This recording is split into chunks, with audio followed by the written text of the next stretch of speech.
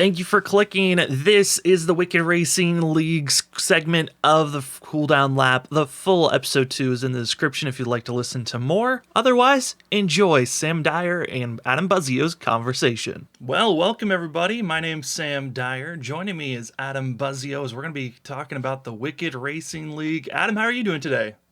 I'm doing excellent. How are you? I'm doing all right. It's a little nice afternoon for me in the West Coast, so it's nice over here. But man, I gotta say, this is an interview I'm excited for. Part of this podcast, Wicked Racing League. I mean, I got to be a little glimpse on my end, got to be a driver, and then moving up to the booth. But Adam, talk about the Wicked Racing League. Where did it come from, and what got you into wanting to start up this league? Yeah, so it was Wicked was born from me not being happy with what was out there available, at least what I had found available out there with other leagues. It wasn't that other leagues weren't good or anything like that. Myself and a few of the other guys that were in the previous league with me, I was a manager there, and I wanted to make some changes and go in a little bit of a different direction than what the league owners wanted to do. And we were having a lot of issues with, just the racing product, internal issues, just normal things that happen. And I saw ways to fix all that, but I couldn't seem to ever get any traction. So a few of the guys actually approached me about it and said, "Hey man, like, why don't you just do your own thing and we'll help?" And I had always wanted to do something like that. But obviously it's really difficult to do that alone, but having just a little bit of backup made it a lot easier as far as getting things set up. And everyone has different contacts within the space, for recruiting and things like that.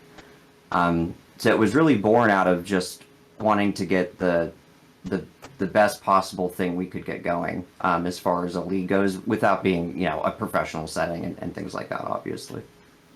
Yeah, I know for us here at Freaky Fast, it was like, okay, we're joining up with a brand new league that just started up. How is this gonna work? What is the numbers gonna look like on our side? But man, I gotta say, it was awesome watching season one and the way that you guys grew, and then I had a free night, allowed me to race. I mean, looking back on season one, that season you were pretty consistent at finishing up front. That's something we always talk about. Also, me and Zach, when we were covering these races, is your consistency at being there at the end. What was something that was there something that you learned throughout your racing career, or you just naturally find yourself up front in these races? No, it definitely hasn't always been like that. I struggled a lot. I have a lot of real world racing experience, mostly road courses, but not no like semi-pro or anything like that in oval racing. But I actually think that hurt me a little bit in iRacing because it's so different. I mean, there's definitely things that are similar, obviously, but as far as not having that control and those feelings that you're used to, um, the biggest thing that's helped me be consistent is just to try to stay out of trouble. And I have a really strict rule with myself. I try to race everybody as clean as possible, whether it's a guy I've had issues with in the past or if he got into me. Um, I find that it just works better for you in the end. Obviously, you're going to have issues with accidents. Everyone makes mistakes. Um, but just trying to stay out of trouble and practice. I put a lot of practice in even now, even though I can drive a lot of these tracks, with my eyes closed. But the cars change a lot, especially with the next gen cars. They're constantly doing updates to those. And I think the next gen car suits my driving style a little bit better too. Um, I wasn't, I didn't have as good as results in the Gen 6 car. But the Gen 6 car was just so glued to the track all the time. You know what I mean? It felt like it was, I can't remember a lot of times where that car felt loose, as opposed to the next gen car, which is probably looser than you want it to be a lot of the times, and I kind of prefer that. So I think it's just a mixture of experience. Obviously, I've only been on iRacing for about 3 years, but still, that's the experience, and then also racing with the same guys every week helps too. I think that's a big part of it. Yeah, it certainly does. You talked about having some real life racing experience. What got you into racing originally? Originally, I mean, you'd have to go back to when I was a kid. My dad's a huge, huge motorhead, gearhead. he's been building his own motorcycles and working on his cars since I was a kid, and he was a race fan. He was an avid dirt fan. I'm from Northeast Ohio. We're really fortunate to have a couple good racetracks in my area, but one of those is called Sharon Speedway. It's a little quarter-mile dirt track. The Blaney's, Dave Blaney, Dale Blaney, and most people are probably more familiar with Ryan now. Um, that's their home track. I actually met Ryan Blaney when he was like 6 years old because I knew Dale Blaney from just being at that racetrack so much. Um, so that's kind of where I got my roots in racing from was my dad. And then obviously I found NASCAR when I was about 10 or 11. So as far as a fan standpoint, it started at a very early age. And then once I got out of the military, um, I didn't go right into like a normal job. I had some money saved up, so I did some odd jobs. But that's when I actually got into racing in real life. I did something called Chump Car at the time, which was a $500 or less racing series, excluding safety equipment. Obviously, like your suspension, your fire suppression system, not suspension, but your roll cage, fire suppression system. That stuff doesn't go into the budget. That has since been bought out by what a lot of people are probably familiar with now as Champ Car. It's the same rules, but they're a national slash regional racing series that race at all kind of different tracks across the country. So I started doing that in around 2013, and I did it off and on through the middle 2000 teens. Um, and I was supposed to do it again this season. Unfortunately, it didn't work out. We had some issues on, not me, but the team had some issues on the back end, so we weren't able to move forward with that this season. But that's kind of where my real life experience comes from. Well, then to real life to iRacing. At what point did you find iRacing? When did you start into that? I found iRacing about 3 years ago, 2.5 years ago. I think it was at this point. It was it wasn't peak COVID. I got lucky in that regards because I wasn't trying to buy stuff during peak COVID.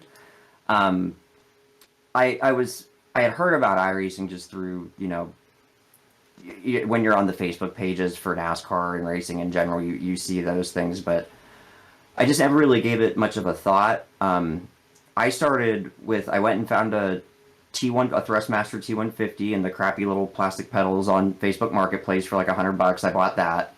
And the first thing I did was Gran Turismo Sport on my PlayStation. And the first time I used the wheel, I was like, oh, even that wheel, going from a controller, I was like, oh, there's something to this, you know what I mean? But my biggest frustration with that is just it's not very realistic. I'm sure you know how people drive on Gran Turismo. It can be tough. Um, and it's all road courses for the most part. And I really wanted to find something that was focused on ovals, um, and NASCAR. And then, so, I mean, iRacing is really the only game in town as far as that goes. Um, so I got into iRacing, and that was 2.5 years ago. So Yeah, I know for me, it was NASCAR '09 was like my niche for the longest time. So I met most of my friends who then transitioned well through all the NASCAR games on the Xbox side, or they went to iRacing, and it was interesting to see how people would grow from those aspects and seeing your friends growing up that way. Because I know a lot of the guys that have are trying to go for the Coke Series haven't made it yet, but their goal is to make that, and that's really it's cool. it's cool to see those growing pains for some people, you could say, where you're like, man, you were terrible back in the day, but look at you now, type of Absolutely thing. terrible, right?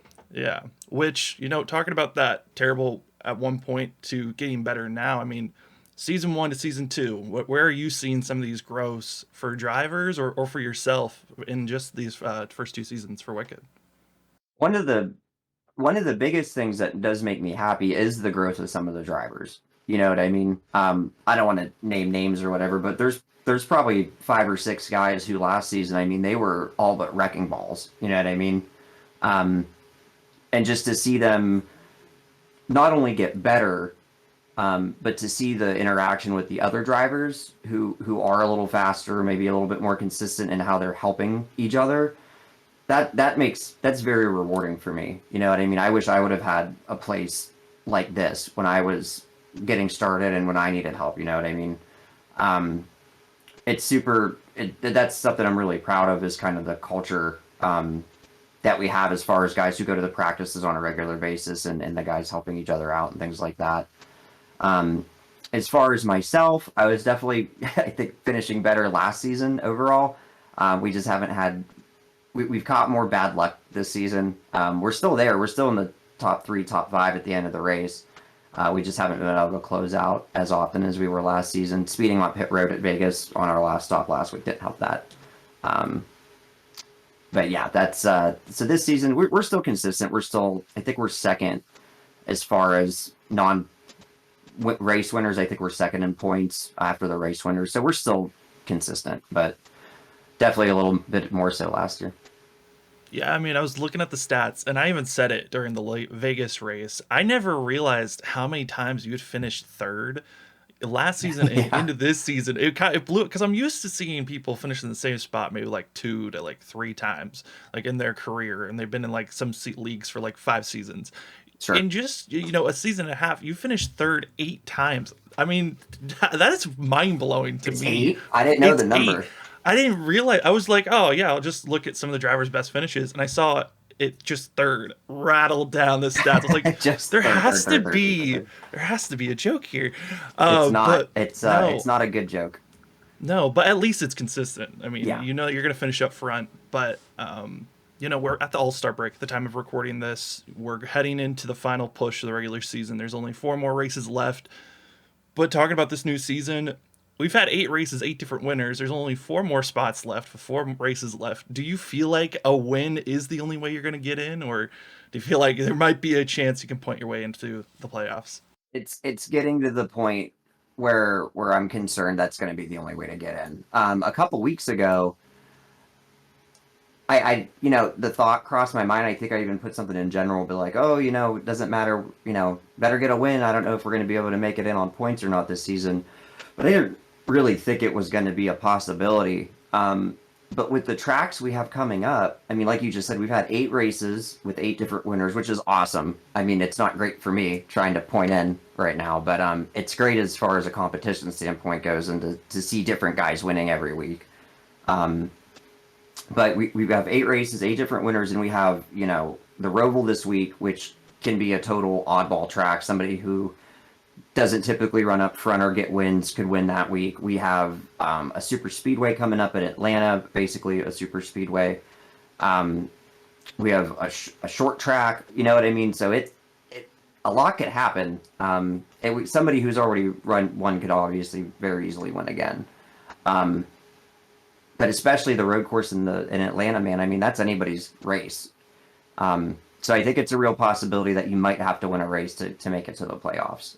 If not, I think realistically maybe 2 of us might make it. I think we're going to see at least 2 more winners that haven't won yet, but fingers crossed. That's about all I can say. Hopefully we just get the win, right? And we don't have to worry about it. But That's the ultimate goal with those last 2 races being Richmond and then North Wilkesboro, and yeah, getting close to the playoffs. I know that you made it to the Final Four last season. Was hunting for that championship. If you do make the playoffs, how strong or how confident do you feel that you could try to get that championship that you missed out on last season? I'll tell. I feel I feel confident, but I'll tell you what, we have some really fast drivers. I mean, you know as well as I do. I mean, Gavin is fast and consistent. Alex is very fast. He's his own worst enemy sometimes, but he's very quick. Obviously, we have Blaze now, who is in another area code. Um, but if we can get there, sometimes it doesn't matter who's the fastest. These races are, I mean, we see it all the time. You know what I mean? Somebody makes one mistake or gets caught up in one silly thing, it can change the whole outcome of a season, more or less, a race. So I feel like if we can get into the final four, I'm confident we can give them a run for sure. Well, with this season coming to a close, I mean, certainly it's been awesome to watch how the progression has been, seeing all the drivers growing into their own.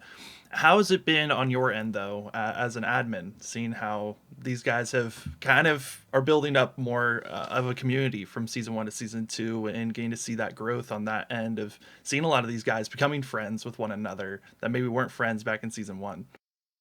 That was really it. to answer the question, it makes me very happy. It almost gets not I'm not on the borderline of crying or anything, but it is kind of emotional in a way too. Because that was always the first goal was always just to have fun and have a competitive fun area place for people to race. Everyone wants to have fun, but obviously everyone takes this maybe a little too seriously at times too, and we all acknowledge that.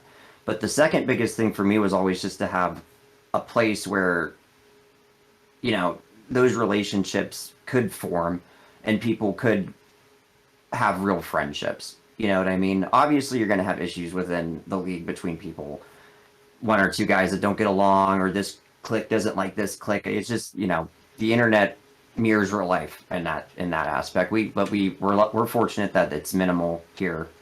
Um, but you know, I know just in whatever, it hasn't even been a year of us, quite a year of us doing this yet, and I've already met multiple people from the league, and I know a couple other people have met in real life as well. And for that to happen, I mean that means a lot. You know what I mean? People, you don't ever know what people have going on the other end of the camera. You know what I mean, or on the other end of the car in this case. But you know, I think it's easy, especially in the middle of a race. You know, you forget that you're, you know, it's not just another car out there or whatever, not just a you know, a mindless robot out there racing with you. But um, it's nice to see that's happened organically. Obviously, you can't really force that to happen. Um, so for guys to really to really put themselves out there and to be there for each other, you know what I mean? I know we've had a couple guys have some tough issues, and we've responded as a league to help them and with through those things is in every way that we could. So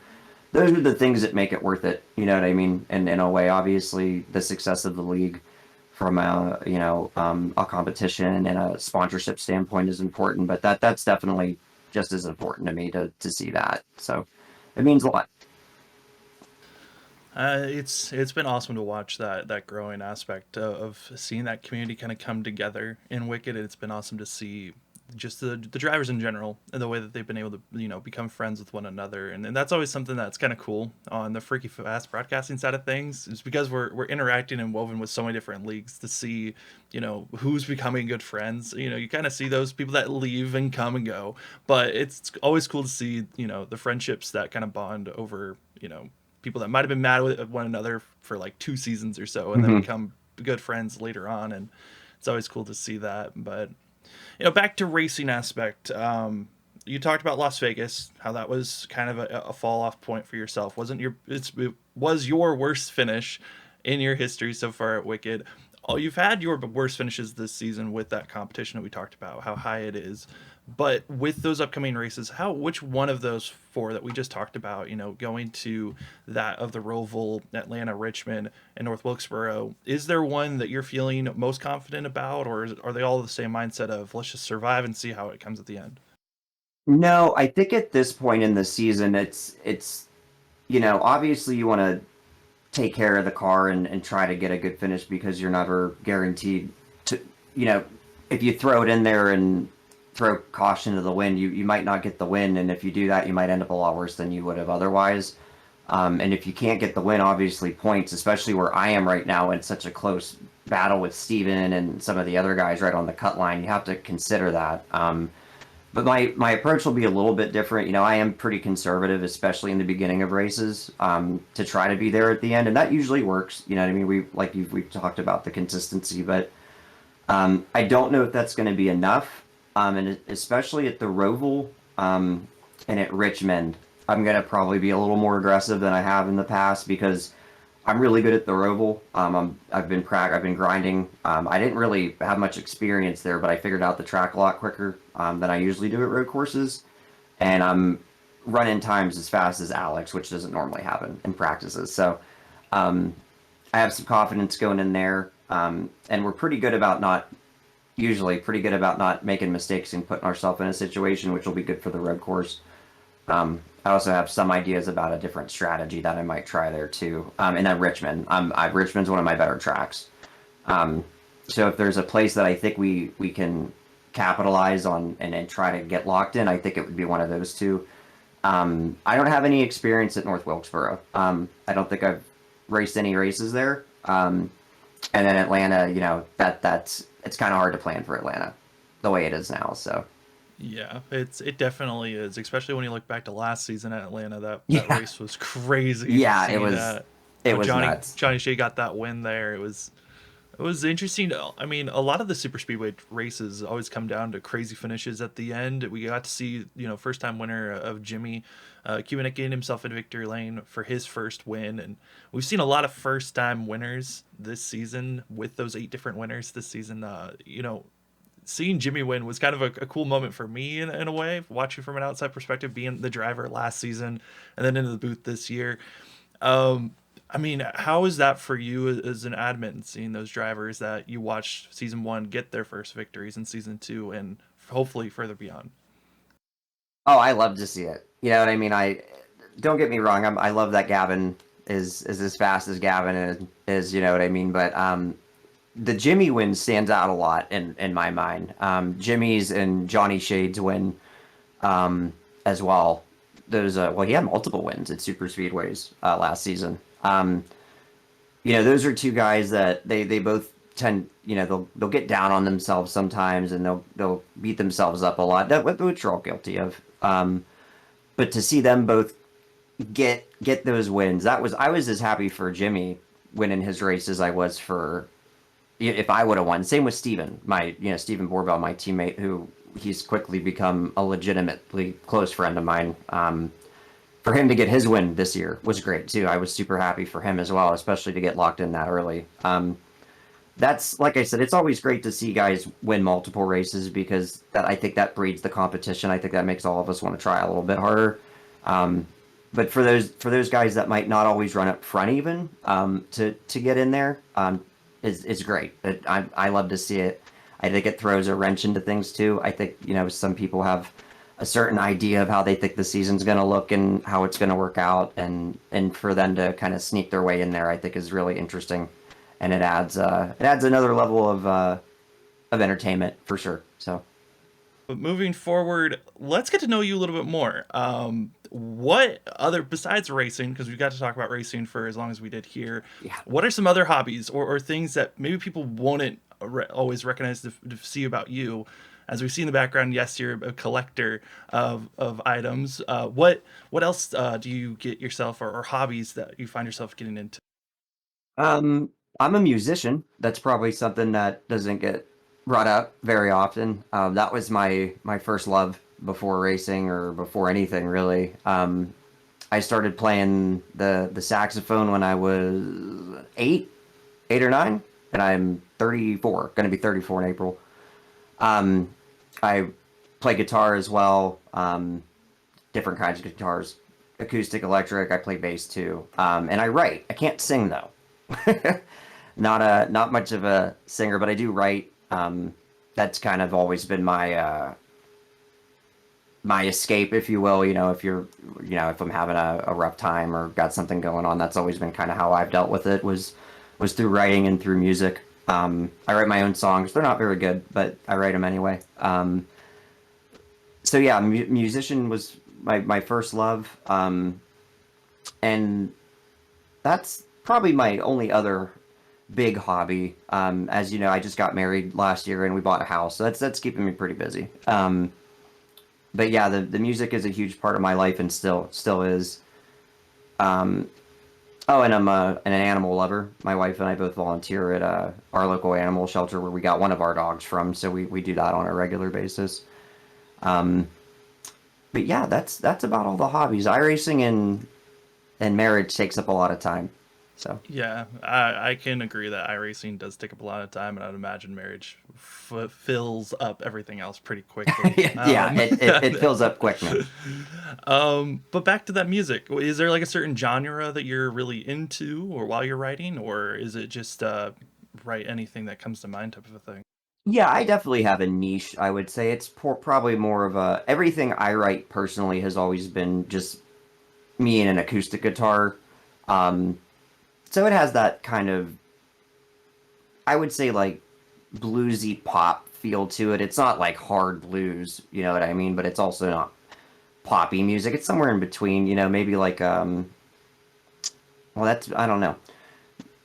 Chris Stapleton comes to mind, kind of his style, um, the way his songs are structured. At least it's mine aren't country in lyric or twang, but that same structure as far as the chords he uses and the different tempos and kind of the basic structures his songs follow. Um, would probably be someone I would, compare my style to. I'm not nearly as good as him. Obviously, he's incredible. Seeing him do the anthem this year was awesome. So he killed that. But yeah, that would be kind of the way I would describe it. I mean, that's awesome that you found that niche to go into. I know for me, I'm always jealous of songwriters because I'm just like, I have no idea how to take this, what's in my brain, down to paper and for it to sound all right. That it's funny because that's the only way I seem to be able to get that stuff out. You know what I mean? I've never been the best at. I'm very. My wife always tells me, I'm like this. I don't tend to go up or down very often. Um, so I'm not great at communicating that stuff, verbally. But that's always been the only way I could seem to get it out was by writing it. Um, so I guess maybe I'm fortunate in that way. Not so fortunate with the not being able to share, I guess. But I guess everybody figures out a way to get it out, right? That's 100% sure on that. I mean, for me, I feel like it's what commentating in a way for me is like to vocalize and get myself out there in a way. I mean, that Yeah, was that was how I did it for years. Was just, I mean, commentating for me was never a like I'm gonna do this. That's my career path. I'm gonna go into. It was just something I was doing randomly. Like I'd be in like PE class growing up, and I'd be like commentating over PE classes and games going on, or would be watching NASCAR growing up and be like, I can do that. They're just talking type of thing. So it's just an that's easy way to communicate. that's really interesting, man. I never looked at it from that point of view before. I'm sure that can be very cathartic in a way. You know what I mean? That's really cool. I never thought about that. That I'm glad you found that. That's really interesting. Yeah, I mean it's always interesting when you get those different ways to communicate because like I know a lot of people they find different ways of for it's painting for others, maybe it's taking photos Sure. and their other creative paths to find ways to communicate. So it's always awesome when you can find that one niche that you get into and you're just like yes.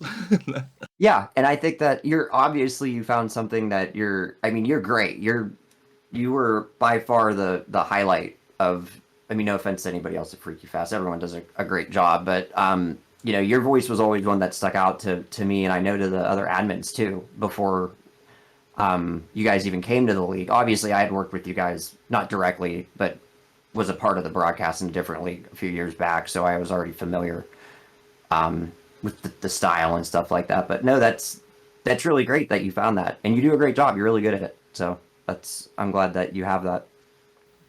Yeah, I mean it was kind of a unique way that I got into Freaky Fast broadcasting of just like interesting how I got kind of pushed away from one broadcast team, then brought I like reached out because my brother raced for Freaky Fast, and I was like, okay, I'm gonna join in. Let's see if this is gonna mesh well. If we got chemistry here, because it's all Yeah, about finding that right chemistry, of course. and yeah, it's cool to see how it's grown into my spazzy self that people actually enjoy it I sometimes. love it. Especially when it comes down to your guys' finishes. I mean, you guys always seem to Yeah. find ways. We wanted to start out the top five finishes, aspect of having those videos in Freaky Fast, and it always seemed like I would go through the month, and there you guys are with like two or three great finishes at the end, where we're going crazy at the end of these finishes, and we've had certainly a couple of those. With seeing Alex's finish was probably one of the more memorable ones at Bristol with him and seeing him and Gavin get Him into and it and Mason as Gavin. well and Yeah, yeah. seeing that drama build up in a way and seeing their fun aftermath in the Great post race TV. show. Not It's not always not fun. not great in the chat afterwards, but great TV. Oh, absolutely. Well, Adam, before we conclude this, are there any things that you have questions for, maybe for myself or for Freaky Fast in general? Oh man. Sure. How did you guys, if you don't mind me asking, how did you guys kind of form, like obviously you guys have a very set structure on how you guys do this and the way you go about, setting up the races every week and stuff like that. Is that something that's just kind of built up organically? Trial and error, I'm sure similar to the way I've learned how to do things managing the league. Was it kind of just a team effort? Did it kind of grow just from figuring it out as you went, or did it start off as kind of a plan? Yeah, I mean, it kind of started off with our own different thoughts on how we thought broadcasting should go. Like, if we take a race breakdown in a way, like I go and write notes probably an hour before the race. I'm like writing notes, looking up stats for the racetrack of real life stats to each person's own stats, and trying to have like a note page of that to have notes just in case the race kind of gets into a lull period that I have stuff to talk about. Sure. And then on Robert's side, who produces it, he has his own, has to make sure all the logos and everything's set and prepared. And then once we hit the live button, we kind of talk a little bit before, when we have our 5 minute wind down Hmm. right before we started up. We have a conversation of like, okay, these are the moments that we kind of want to hit in the pre-show, and we kind of go in that form of, all right, let's make sure we say, the race that we're at, who are we, type of format. And after doing it for a while, we kind of get too comfortable, and then we realize, okay, what can we change up and shift? And some of that comes from our end of the season surveys that I throw out of like, okay, what do you guys like about a broadcast? What do you want to change? And we then figure out ways to fine tune what we already have built.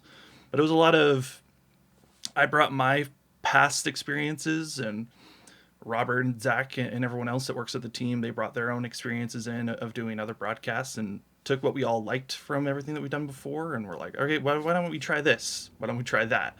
And if it sticks, then it works out great. I used to be the worst at it. It'd be like 5 minutes before we go live, I'd be like, hey, Robert, why don't we try this for the broadcast?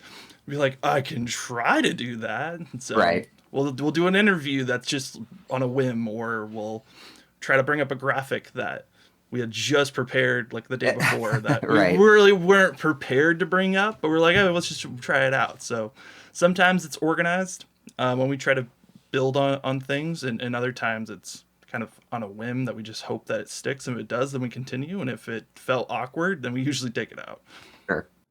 No, that's really interesting. I've always, in the back of my mind, I think I've always thought about trying to not now obviously, but maybe some time in the future, try to do something like that. I've always been interested in it as well, as far as from a commentating standpoint. I just think it's really interesting. The It's kind of its own art form, you know what I mean? Because you have to, once you hit the live button, you're live. You can't rewind, you know what I mean? So you have to kind of be able to work off the cuff, which is a talent amongst itself. And you seem a lot like myself. I don't want to be presumptuous, but I have a brain full of useless facts, NASCAR and otherwise. So I could usually keep that going for a while. But no, you guys do such a great job, man. I was just kind of curious when you put it together. I knew the basics, you know what I mean? But that's interesting.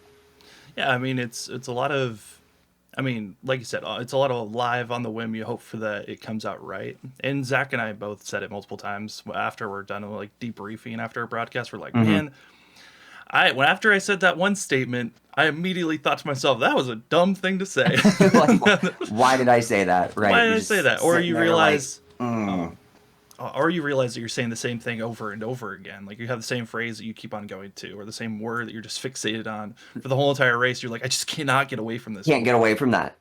I 100% know what you mean. I do. I part of my job is talking. Half my job is math. My other half is talking, and I'll do that with clients a lot too. You'll notice halfway through a meeting that you're maybe not saying the same thing over and over again, but saying the same version of the same thing over and over again. And it seems like the more you try to get away from it, the more you say it. So I can empathize with that. Oh, and then you try to look up in the dictionary and you're like, okay, I said this word so many times. What are other words I can use Breaking that are out close the to that? Yeah. thesaurus. Oh, absolutely. That is. It's always a joy whenever someone like points out, they're like, you said this phrase this many amount of times. Someone did 76 that to times. me. Oh yeah, someone was like, you said that of. I think almost 120 That's times throughout so the whole entire funny. race, and I'm like, I didn't even realize it. Never And I even went occurred to back and you. watched, and I was like, oh, that's my transition phrase. If I'm going on a long form, like just talking for like 5 minutes, that's my transition word I was using. It's like, oh, It's funny okay. because I can hear you saying that in hindsight. I it is kind Oh of yeah. one of your phrases while you're broadcasting, so that's funny. That's a very someone was very observant that day. Oh, they were bored on a road course race, which that's usually when That'll they do start it. to point stuff out, and they're like, That'll oh do yeah. it. Yep, that'll Well, do it. any other questions, or are we good, Adam? No, man. No, this was really fun. I really enjoyed this. Thank you for taking the time and having me on. I appreciate that. Well, it was a pleasure to have you. It's crazy to think this is actually our first one-on-one like conversation, and I uh, I it's was crazy to thinking think about. that. I didn't think about it until like 5 or 6 minutes into this, actually. But I was like, I've never talked to Sam before. Yeah. I'm a very, with how open I am on commentating, I'm a very like quiet person when it comes to like interacting with people like throughout the leagues and making sure that everyone's like, good. So it's always interesting when they're like, "Oh wait, that this is Sam." I know for Wicked, they know me from Driver Sam, who was kind of a jerk when I was on track and over the radio. So they only knew me as that. So it's funny to see when we finally actually get to have conversations. And I think that's always the thing about racing is once you have those conversations, you realize, oh, they're just people. They're just people, right? That's kind of what I was trying to reiterate earlier. Is that they're just people. You know what I mean? And it can be hard. I can empathize from what you were just mentioning about like driver Sam to person Sam, because obviously, you know, Adam, the league manager, that's not who I am as a person. You know what I mean? Obviously, bits of my personality come through. Um, you know, obviously, it's just the nature of it. But you have to be a certain way all the time doing that. You know what I mean? And obviously, you can let your guard down when not your guard, but you can be a little more open with people that you do have a real friendship with, or in private messaging and things like that.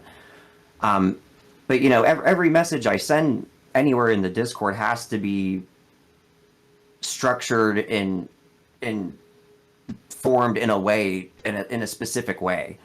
You know what I mean? And that's just the way it is when you do something like this. You know what I mean? So it's just something I have to be mindful of. But I think a lot of people probably think I'm a certain way, um, and it's probably the polar opposite of how I am in real life. But I don't know if that's the the military experience or what. I tend to be very to the point.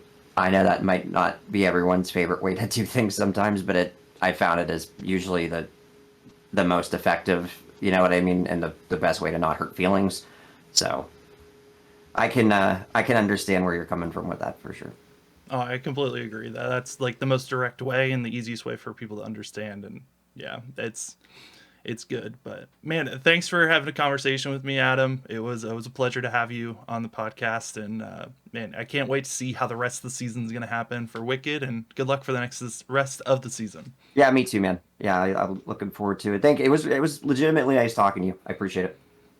Thank you for listening. Again, the full length episode 2 of the Cool Down Lap is out with plenty of different drivers and freaky fast content creators. We would love for you to listen to it in full on that of Spotify or even on YouTube. Just go look up Freaky Fast Broadcasting. That's freaky with 2 E's, and enjoy episode 1 and 2 of the Cool Down Lap. Have a great rest of your day, and can't wait to see you on our next Freaky Fast broadcast.